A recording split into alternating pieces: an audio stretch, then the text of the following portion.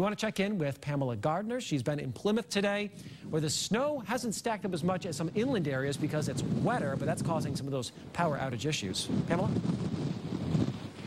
Exactly, Eric. And when we first got here around 8 a.m., it was just a very wet and pasty, heavy snow consistency. Now the snow has changed to a fluffier consistency and smaller snowflakes. The wind relentless, 36-mile-per-hour sustained winds and 55-mile-per-hour gusts coming in from the northeast and now starting to turn more towards the north. But look behind me and you can see the snow is blowing straight across. Blizzard conditions have verified. And I want to show you the parking lot here, because as you go farther and farther inland, you get more of that snow accumulation. Right on the coast, it's wet, it's pasty, and this is why a lot of the buildings behind me, too, are just caked with all of that snow, and that's bringing some trees and power lines down across the area, too. So definitely have a weather emergency here in Plymouth, according to town officials, and about 6 inches of accumulation, going for 10 to 14 before it's all said and done by tonight. Back to you guys in the studio.